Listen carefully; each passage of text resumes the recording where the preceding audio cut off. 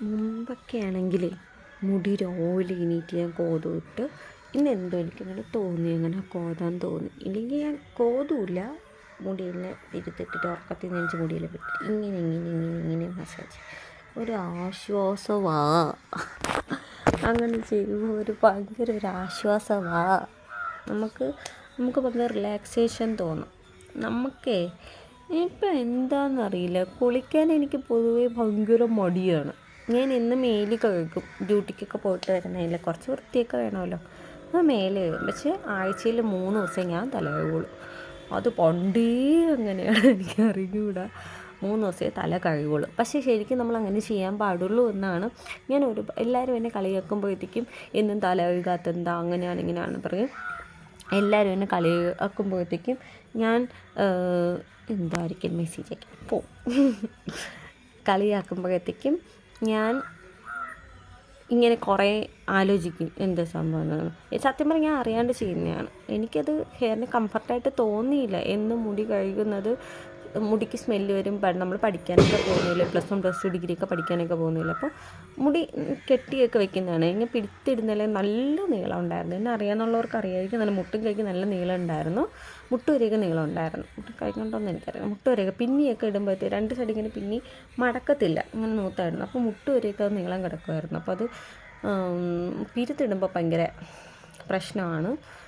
കണ്ണേറൊന്നല്ല, നമുക്ക് ഒരു കംഫർട്ടായിരിക്കില്ല. കെട്ടി നീളമുള്ള മുടിക്കാർക്ക് അതിൻ്റേതായ ബുദ്ധിമുട്ടുകൾ ഉണ്ടാവും.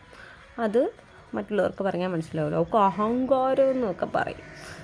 അഹങ്കാരമൊന്നുമല്ല, അതിൻ്റേതായ ബുദ്ധിമുട്ടുണ്ടാവും. എൻ്റെ അമ്മ നല്ല രീതിയിൽ തന്നെയാണ് എൻ്റെ ഹെയർ കെയർ ചെയ്തുകൊണ്ടിരുന്നത്, നല്ല വൃത്തിയെ.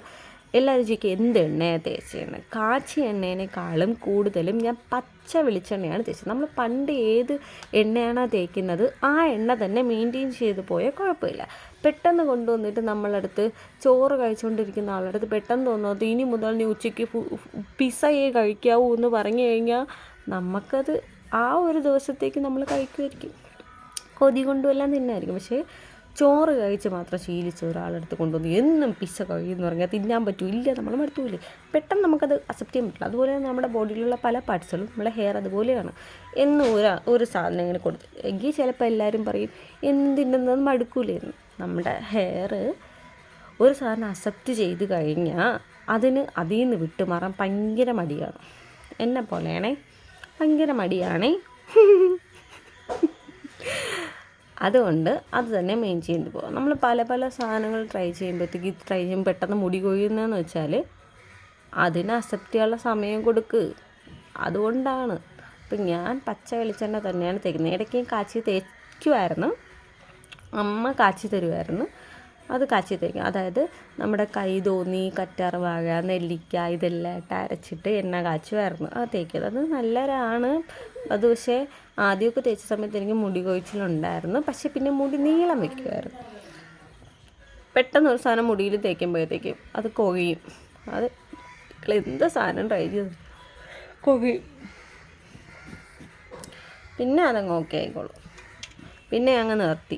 ഞാൻ പിന്നെ ചേട്ടൻ്റെ അവിടെയൊക്കെ പോയി കഴിഞ്ഞപ്പോൾ പിന്നെ എപ്പോഴും അമ്മയ്ക്ക് പിന്നെ വയ്യാണ്ടൊക്കെ ആകുമ്പോൾ പിന്നെ എപ്പോഴും എണ്ണ കാച്ചൊന്നും പറ്റത്തില്ല. ഞാൻ ആ ഏതത്തിന് കാച്ചുമെന്ന് ചോദിച്ചാൽ എനിക്ക് ഏതാ വരുന്നത്. അമ്മ കാച്ചുന്ന മണം വരില്ല, എത്ര കാച്ചിയാലും. കാച്ചുമ്പോൾ കളർ വരും, മണം വരില്ല. അതുകൊണ്ട് പിന്നെ ഞാനതങ്ങ് നിർത്തി. പിന്നെ ദുശീലങ്ങൾ നമ്മൾ വെച്ച് പുലർത്താൻ പാടില്ലല്ലോ, വെച്ച് പുലർത്താൻ പാടില്ല നമ്മൾ. എനിക്ക് മടിയാണ്, ടൈമില്ല, മെയിൻ ഇഷ്യൂ അതാണ്. പിന്നെ എണ്ണ എടുക്കണം, പറിക്കണം, ഈ സാധനങ്ങളൊക്കെ പറിച്ചെടുക്കണം, കഴുകണം, അരയ്ക്കണം, ചട്ടിയിൽ ഇടണം, എണ്ണ ഒഴിക്കണം, തിളയ്ക്കും വരെ കറക്കണം. പറ്റില്ല. പിന്നെ ഞാൻ പച്ച വെളിച്ചെണ്ണയിലോട്ട് പിന്നെ മാറി. പിന്നെ ചേട്ടന് തേച്ച് കൊടുക്കുമായിരുന്നു. പക്ഷെ നല്ലതായിരുന്നു കേട്ടോ. ചേട്ടന് തേക്കുന്ന സമയത്ത് ചേട്ടൻ നല്ല ഹെയർ ഗ്രോത്തൊക്കെ ഉണ്ടായിരുന്നു. ഞാൻ മുമ്പത് വീഡിയോ ഇട്ടിട്ടുണ്ടെന്ന് തോന്നുന്നു. ചേട്ടന് നല്ല ഇതായിരുന്നു. ഇല്ലെങ്കിൽ പറഞ്ഞാൽ മതി, ഞാൻ ആ വീഡിയോ ഒക്കെ ഇടാം. പിന്നെ എന്താ, പിന്നെ ഒന്നുമില്ല. മനസ്സിലായെന്ന് വിശ്വസിക്കുന്നു.